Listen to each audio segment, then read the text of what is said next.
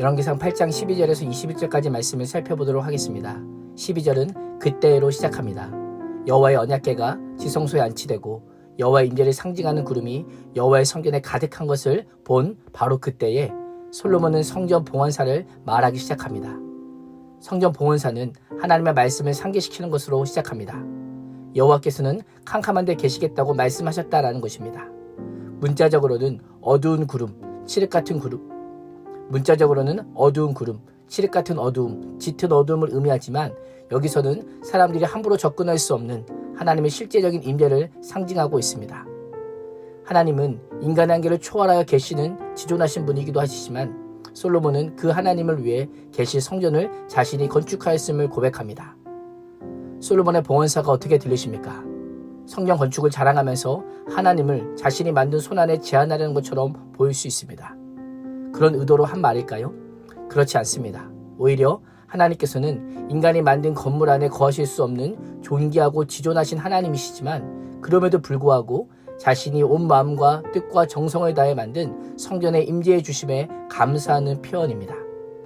하나님의 임재하심이 솔로몬이 지은 성전을 자신의 거처로 공인하셨음을 선포하는 것이요, 앞으로도 영원히 하나님의 임재의 처소가 될 것을 고대하며 오직 하나님만이 변함없는 성전의 주인이심을 간구하는 기도라고 볼 수 있는 것입니다. 솔로몬의 고백은 교회가 어떤 곳인지, 어떤 곳이 되어야 하는지를 분명히 합니다. 교회는 무엇보다 하나님의 임재를 경험할 수 있는 곳이어야 됩니다. 예배 가운데 하나님의 임재를 누려야 합니다.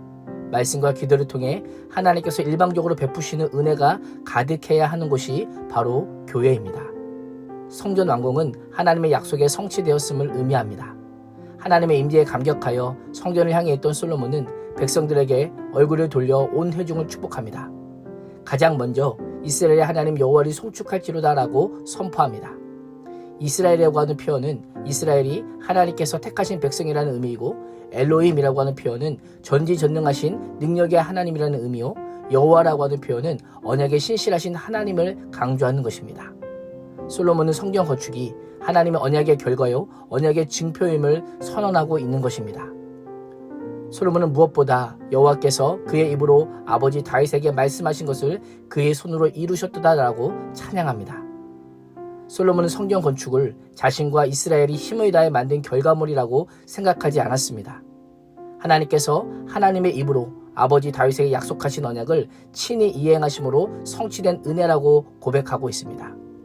성전 봉헌식을 드리는 이 순간이 언약의 신실하신 하나님의 역사임을 백성들에게 선포하고 있는 것입니다. 솔로몬은 자신이 성전을 건축하고도 자기 치적이나 업적에 대해서는 전혀 언급하지 않습니다. 7년 6개월 동안 건축하는 솔로몬의 수고가 없었을까요? 우리가 아는 것처럼 두로왕 히람과 계약을 해야 했고, 성전 기구를 제작할 최적임자를 물색해야 됐고, 노술 주조하고 기구를 만들기에 적합한 곳을 찾는 등 엄청난 수고가 있었음에도 불구하고 겸손하게 성전 건축의 모든 역사는 오직 하나님께서 하나님의 주권과 능력으로 이루신 것이다라고 고백하며 오직 하나님께만 모든 영광을 돌리고 있습니다. 이것이 겸손함이요 믿음입니다. 이러한 겸손함과 믿음이 없으면 교회에서도 내가 한 것만 눈에 보입니다. 대단해 보이는 업적과 성취에 치여 있습니다. 초라하고 남들이 알아주지 않는 일에는 무관심하기 일쑤입니다. 오늘 말씀을 보면 다윗의 사명과 솔로몬의 사명이 달랐습니다. 다윗에게 이스라엘의 하나님 여호와 이름을 위하여 성전을 건축할 마음이 있는 것은 하나님께서 좋다고 하셨지만 그가 성전을 지을 사람은 아니라고 분명히 말씀합니다.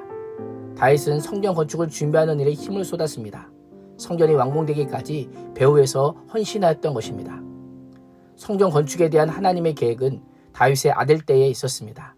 솔로몬은 성전 건축의 시공자로서 책임을 다했습니다. 그래서 20절과 21절에 보면 솔로몬은 하나님께서 다윗에게 한 약속을 자신을 통해 이루어 주셨음을 선포하며 하나님의 신실하심을 찬양합니다. 하나님께 중요한 것은 하나님의 집, 성전 자체가 아니라 하나님의 사람들의 마음입니다. 유능한 왕이라고 하여 모든 것을 다 해야 하는 것이 아닙니다.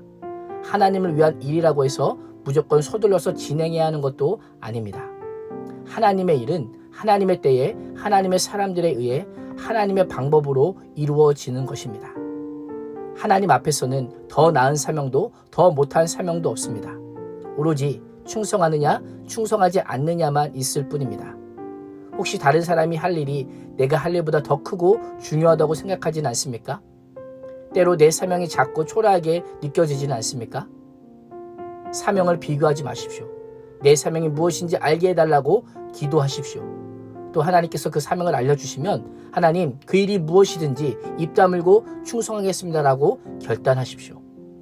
작은 성과에도 생색내려고 하는 욕심이 솟구쳐 오를 때는 말씀과 기도로 짓밟고 오늘 말씀을 반드시 기억해야 하는 것입니다.